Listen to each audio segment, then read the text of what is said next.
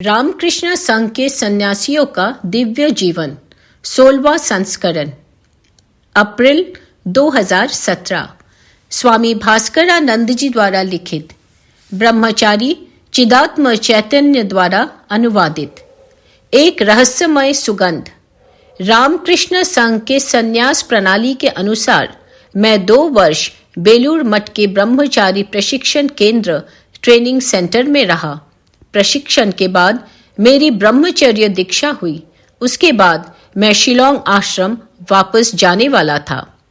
बेलूर मठ में रहते समय मैं तथा अन्य साधु संघाध्यक्ष स्वामी शंकरानंद जी महाराज को प्रतिदिन प्रातःकाल प्रणाम करने जाते थे।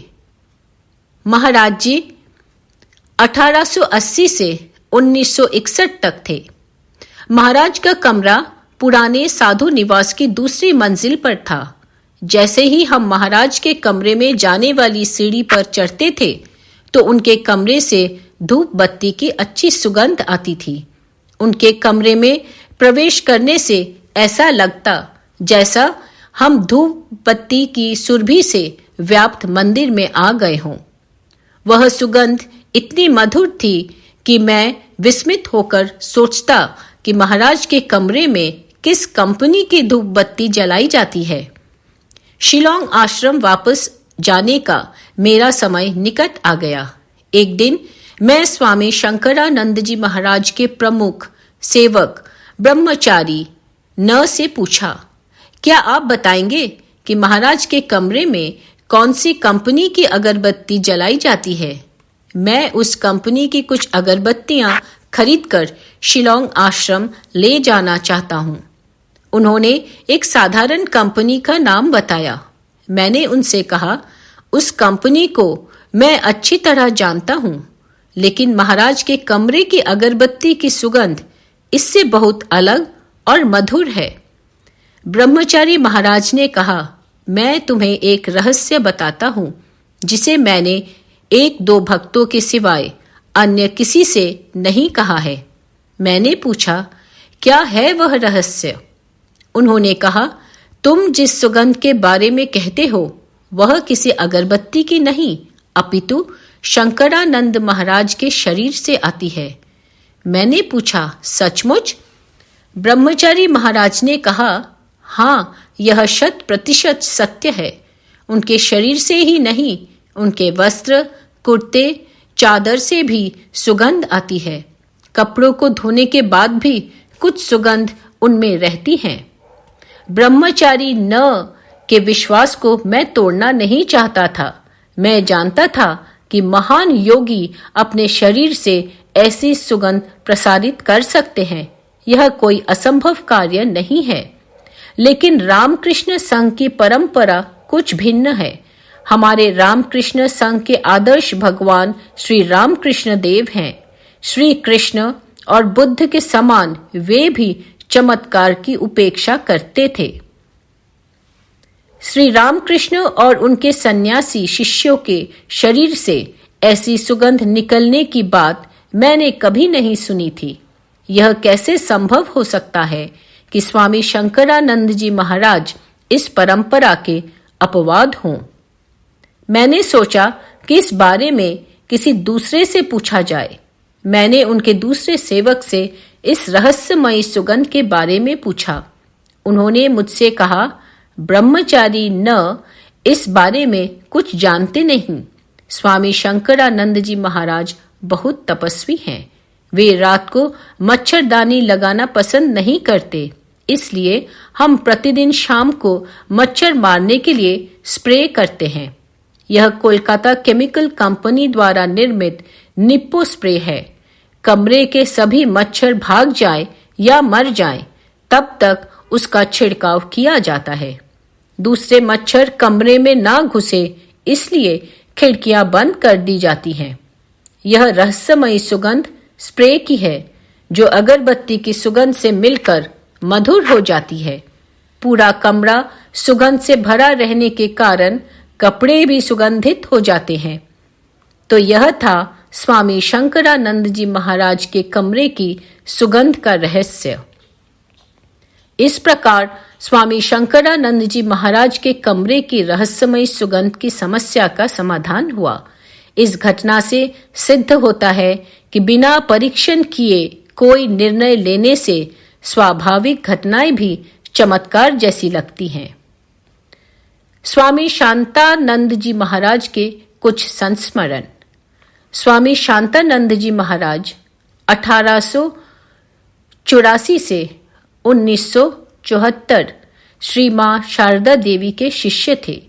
रामकृष्ण संघ के साधु उन्हें आध्यात्मिक जगत के अत्युच्च स्तर के सन्यासी के रूप में श्रद्धा करते थे। जब मैंने प्रथम बार उन्हें बेलूर मठ में देखा तब उनकी आयु लगभग 70 वर्ष से अधिक थी। वे बेलूर मठ के प्रेमानंद मेमोरियल भवन के प्रथम मंजिल के एक छोटे से कमरे में रहते थे। उन्हें वृद्धावस्था संबंधी बीमारियां थीं, इसलिए उनकी सेवा शुश्रूषा के लिए एक युवा सन्यासी थे जो उनके पास वाले कमरे में रहते थे। स्वामी शांतानंद जी महाराज स्वभाव से बहुत विनम्र और मितभाषी थे। अल्पभाषी होने पर उनके संत स्वभाव से भक्त आकर्षित होते थे। कुछ भक्त प्रतिदिन उनका दर्शन करने आते थे। दोपहर में उन्हें पुस्तक पढ़कर सुनाई जाती थी और महाराज कुर्सी पर बैठकर शांत भाव से सुनते थे। विशेष रूप से उन्हें श्री रामकृष्ण वचनामृत को सुनना पसंद था। यह पुस्तक प्रतिदिन पढ़ी जाती थी। कई बार पढ़ने के कारण महाराज को एक पुस्तक संपूर्ण रूप से याद थी। जब कभी पाठक कोई गलती करता तो महाराज उसे स्नेह से सुधार देते थे। एक दिन श्री रामकृष्ण वचनामृत के पाठ में अनाहत ध्वनि का प्रसंग आया। यह अलौकिक ध्वनि है जिसे केवल योगी अपने अंतःकरण में सुनते हैं। श्री रामकृष्ण कहते हैं, अनाहत शब्द सदा स्वयं ही हो रहा है। वह प्रणव ओंकार की ध्वनि है। वह परब्रह्म से आती है। योगी इसे सुनते हैं। विषयी जीवों को यह ध्वनि नहीं सुनाई पड़ती। योगी जानते हैं कि वह ध्वनि एक ओर तो नाभि कमल से उठती है और दूसरी ओर उस शिर सिंधु श्याई परब्रह्म से। महाराज के कमरे में पाठक के अतिरिक्त 3-4 अन्य भक्त भी थे। एक ने कहा, प्राचीन अनुभूति संपन्न ऋषि इस अनाहत ध्वनि को सुनते थे, लेकिन क्या अभी भी कोई इसे सुनता है? स्वामी शांतानंद जी महाराज अपनी अनुभूतियों के बारे में विरले ही कहते थे। उन्होंने अचानक मौन तोड़ते हुए धीरे से कहा, हाँ, उस ध्वनि को सुना जा सकता है। मैं अभी उस ध्वनि को सुन रहा हूं। एक अन्य घटना। मैं एक सच्चे आध्यात्मिक जिज्ञासु को जानता था। वे प्रतिदिन बिना व्यतिक्रम बेलूर मठ आते थे। वे मंदिर में प्रणाम करने के बाद स्वामी शांतानंद जी महाराज के दर्शन करने जाते थे, जिन्हें वे बहुत श्रद्धा करते थे। वे घर जाने के पहले कार्यालय में कभी कभी मुझसे भेंट करने आते थे। एक दिन उन्होंने मुझसे कहा, महाराज, मैं मंत्र दीक्षा लेना चाहता हूं। मैंने कहा, आप हमारे संघाध्यक्ष महाराज के कार्यालय में जाइए। बेलूर मठ में केवल हमारे संघाध्यक्ष स्वामी वीरेश्वरानंद जी महाराज ही दीक्षा देते हैं, लेकिन इसके पहले आपको उनके सचिव से संपर्क करना होगा। वे आपकी दीक्षा की व्यवस्था करेंगे। वे सज्जन महाराज के सचिव के पास गए। सचिव महाराज ने उन्हें एक आवेदन पत्र भरने के लिए दिया। यह आवेदन पत्र दीक्षार्थी की व्यक्तिगत जानकारी के लिए होता है, लेकिन वे आवेदन पत्र की बात से ही वापस चले गए। वीरेश्वरानंद जी महाराज से दीक्षा के पहले उनकी भेंट होगी, ऐसी उनकी अपेक्षा थी। उन्होंने वापस आकर सारी घटना बताई। दीक्षा के लिए पुनः जाने की उनकी प्रबल इच्छा नहीं थी। मैंने उनसे कहा, इतनी छोटी सी औपचारिकता के लिए आपको वापस नहीं आना चाहिए था। स्वामी वीरेश्वरानंद जी महाराज बहुत वृद्ध हैं तथा उनके पास बहुत से दीक्षार्थी आते हैं। यदि उन सब से उन्हें व्यक्तिगत रूप से मिलना पड़े तो उन्हें बहुत कष्ट होगा। उससे बचने के लिए इस आवेदन पत्र को भरा जाता है। महाराज सभी आवेदन पत्र को स्वयं देखकर दीक्षा देने का निर्णय लेते हैं। वे कृपा पूर्वक सभी दीक्षार्थियों की प्रार्थना स्वीकार करते हैं। अतः मैं आपसे कहता हूं, आप पुनः महाराज के कार्यालय में जाइए। लेकिन वे अभी भी वहां जाना नहीं चाहते थे। इसके बाद वे स्वामी शांतानंद जी महाराज को प्रणाम करके उनके कमरे में गए। आश्चर्य की बात है कि वे इसके पहले जब भी महाराज से मिलने जाते थे उन्होंने कभी उनसे बात नहीं की थी। लेकिन उस दिन महाराज ने अचानक उनसे पूछा, क्या तुम्हारी दीक्षा हुई है? उन्होंने कहा, नहीं महाराज। महाराज ने कहा, तुम्हें दीक्षा ले लेनी चाहिए। उन्होंने आग्रह पूर्वक पूछा, क्या आप मुझे दीक्षा देंगे? महाराज ने कहा, मैं दीक्षा नहीं देता। तुम प्रभु महाराज स्वामी वीरेश्वरानंद जी महाराज के पास जाओ, वे तुम्हें दीक्षा देंगे। शांतानंद जी को प्रणाम करने के बाद वे सज्जन सीधे मेरे पास आए। वे रो रहे थे। रूंधे हुए कंठ से उन्होंने मुझसे कहा, महाराज स्वामी शांतानंद जी महाराज ने मेरे प्रबल अहंकार को चूर चूर कर दिया।